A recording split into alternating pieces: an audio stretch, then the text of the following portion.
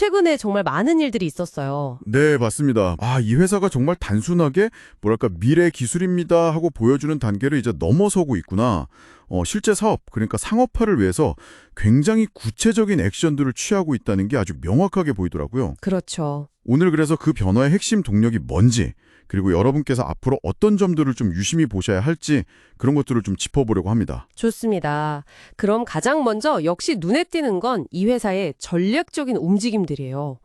와, 정말 공격적이다 싶은데요. 우선 역외근송 플랫폼 회사 블레이드라고 있죠? 여기를 인수했고요. 네, 그게 아주 중요했죠. 그리고 또 방산업체 L3 해리스랑 손잡고 군용 VTOL, 그러니까 수직 이착륙기 개발에도 나섰고, 또 보니까 일본의 ANA 항공 여기랑은 합작법인 설립을 추진 중이고, 심지어 중동 시장, 사우디아라비아나 두바이까지 진수를 모색하고 있더라고요. 이야, 정말 전방위적이네요. 네, 정말 그렇죠. 이게 하나하나 뜯어보면 다 의미가 있어요. 예를 들어 블레이드 인수는 단순히 그냥 회사 하나 사들였다 이게 아니고요. 아, 그런 게 아닌가요? 네, 당장 FAA 인증만 딱 받으면 바로 상업 운항을 시작할 수 있는 그 기반, 인프라를 확보했다는 데 큰 의미가 있습니다. 이미 연간 5만 명 이상 수송하고 매출도 1억 달러 이상 내는, 그러니까 이미 시장에서 검증된 플랫폼하고 운영 노하우를 통째로 가져온 거거든요. 와, 그렇군요. 바로 시작할 수 있는 발판을 마련한 거네요. 그렇죠. 그러니까 우리는 기술 개발만 하는 회사가 아니라 이제 실제 서비스를 제공하는 상업기업으로 가겠다는 의지를 아주 명확하게 보여준 사례라고 할 수 있습니다. 개발에서 상업으로의 전환. 네. 그리고 L3 해리스와의 협력은 또 다른 의미가 있죠. 아무래도 변동성이 큰 상업시장보다는 안정적인 국방 분야로 사업 영역을 넓힐 수 있는 그런 가능성을 열어둔 거고요. 리스크 분산 차원도 있겠네요. 그렇죠.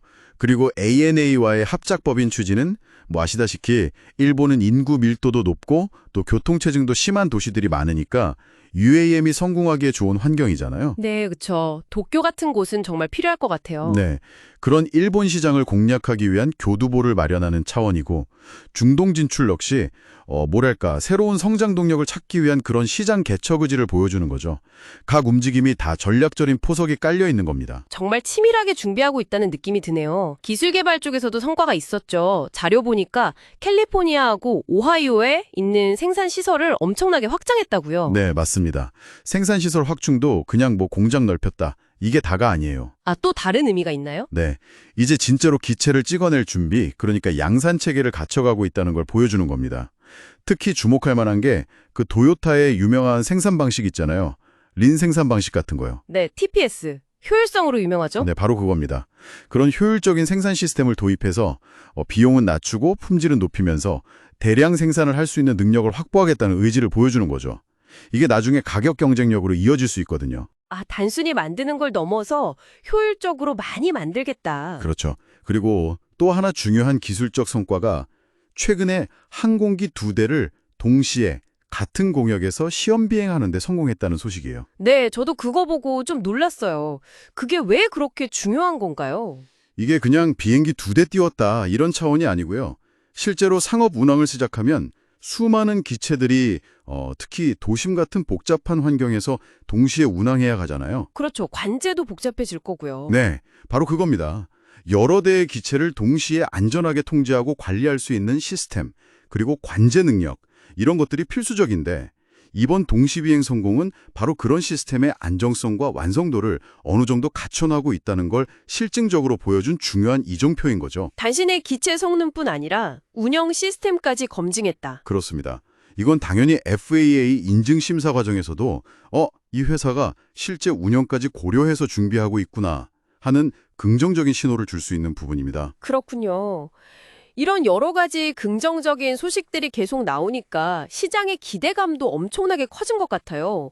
자료에 따르면 주가가 연초 대비해서 무려 140%나 올랐다고 하네요. 네, 엄청난 상승세죠. 정말 대단한데요. 그런데 이제 곧 실적 발표도 예정되어 있다고 하는데 예상 주당 순손실, EPS라고 하죠. 이게 마이너스 0.19달러 정도로 예측되고 있더라고요. 손실은 아직 보고 있는 상황인데. 네, 아직은 투자 단계니까요. 그렇죠. 근데 이렇게 기대감이 이미 주가에 크게 반영된 상황이라면 뭐랄까 이번 실적 발표에서 혹시 좋은 소식이 나와도 이미 다 선반영된 거 아닌가 이런 생각도 들거든요. 주가가 더 오를 여지가 있을까요? 그게 아주 중요한 포인트입니다. 지금 시장 상황을 보면 말씀하신 대로 호재 선반영 구간에 이미 진입해 있을 가능성이 상당히 높다고 볼 수 있어요. 아, 역시 그런가요? 네. 실제로 과거 주가 움직임을 보면요.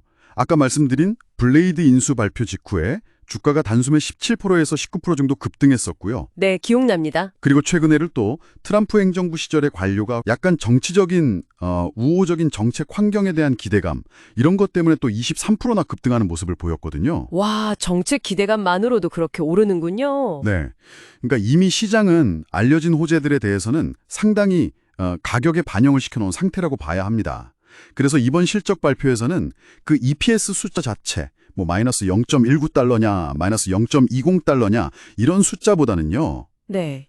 조비가 앞으로 세워놓은 그 계획들, 특히나 가장 중요하다고 할 수 있는 FAA 인증 절차를 얼마나 구체적으로 착실하게 진행시키고 있는지 그 실행력을 보여주는 증거들이 훨씬 더 중요하게 작용할 겁니다. 아, 그러니까 이제 말보다는 행동, 실제 진행 상황을 보여달라 이거군요. 그렇죠.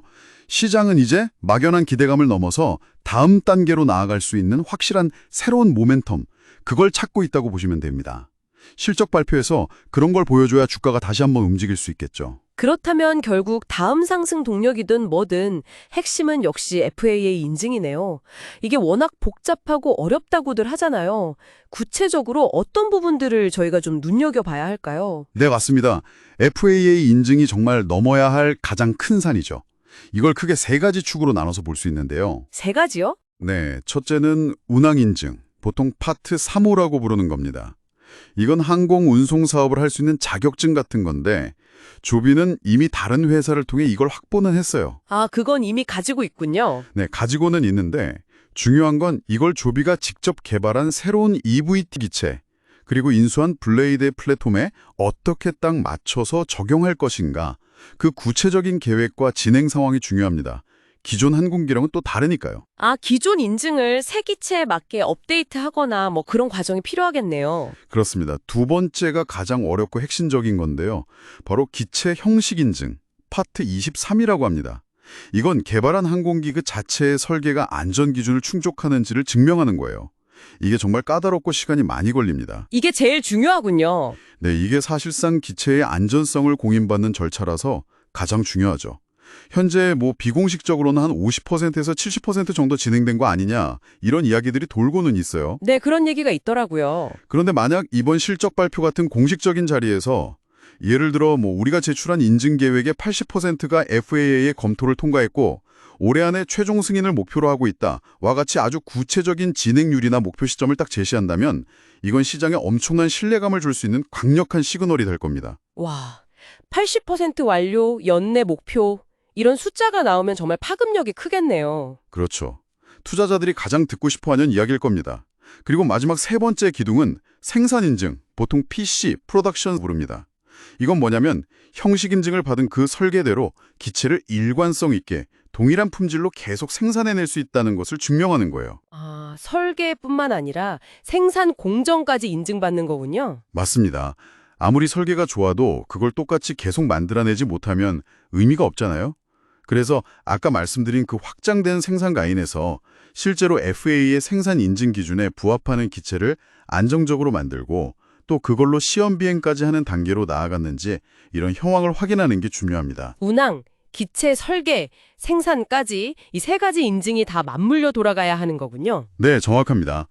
이 세 가지 인증이 순조롭게 진행되고 있다는 구체적인 증거 혹은 명확한 타임라인 제시 이게 지금 시장의 조비에게 가장 기대하고 있는 부분이라고 할 수 있습니다. 요약을 해보자면 시장은 이제 우리 이런 거 할 겁니다 하는 비전 제시는 충분히 들었고 이제는 그래서 지금 어디까지 했고 언제 할 건데 하는 그 실행의 증거를 보고 싶어 한다. 이렇게 정리할 수 있겠네요. 네, 아주 정확한 요약입니다.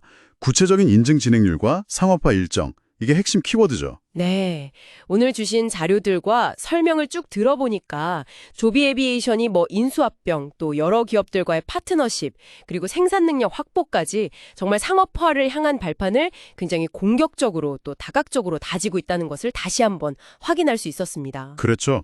정말 발빠르게 움직이고 있죠. 다만 동시에 이런 높은 기대감이 이미 주가에는 상당 부분 녹아들어가 있다, 선반영되어 있다는 점도 우리가 좀 냉정하게 봐야 할 부분인 것 같고요. 맞습니다. 지금 주가는 니어에 대한 기대치를 많이 품고 있는 상태니까요. 그래서 앞으로 여러 가지 전략적인 행보들도 물론 계속 지켜봐야겠지만 결국 이 조비라는 회사의 기업 가치를 실질적으로 결정짓게 될 가장 중요한 변수는 역시나 FAA 인증이라는 그 제도적인 허들, 이 관문을 얼마나 확실하게 그리고 또 얼마나 빠르게 통과하느냐 여기에 달려있다고 최종적으로 정리할 수 있겠습니다. 네, FAA 인증 결과가 사실상 조비의 단기적인 운명을 가를 수도 있겠네요. 그렇죠. 그 결과에 따라 주가의 방향성도 크게 달라질 수 있을 겁니다. 자, 그럼 오늘 이야기 마무리를 하면서요. 마지막으로 여러분께 생각해 볼 거리 하나 던져드리고 싶습니다. 만약에 정말 조비가 그 어렵다는 FAA 인증을 다 받고 또 블레이드 인수를 통해 확보한 인프라도 다 준비가 됐다고 가정을 해보죠. 네, 최상의 시나리오네요. 그렇죠.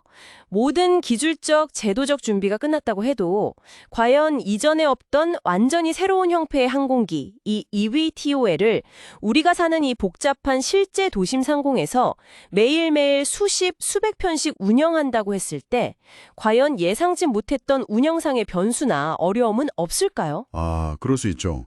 현실은 또 다르니까요. 예를 들면 갑작스러운 기상 악화는 어떻게 대처할지, 수많은 드론이나 다른 경비행기들과의 충돌은 어떻게 완벽하게 방지할지, 또 도심에서 운항할 때 소음 문제는 주민들에게 어떻게 받아들여질지, 그리고 수많은 이착륙장, 버티포트라고 하죠. 이런 시설들을 효율적으로 관리하고 통제하는 문제 등등 정말 현실적인 문제들이 산적해 있을 것 같거든요. 네, 맞습니다. 기술 개발이나 인증과는 또 다른 차원의 실제 운영 단계에서의 도전 과제들이 분명히 있을 겁니다. 조비가 이런 현실적인 운영상의 문제들을 어떻게 지혜롭게 풀어나갈지 이 부분을 계속 지켜보는 것도 앞으로 UAM 시대를 맞이하는 저희에게 굉장히 흥미로운 관전 포인트가 되지 않을까 싶습니다. 오늘은 여기까지 하겠습니다. 감사합니다. 네, 감사합니다.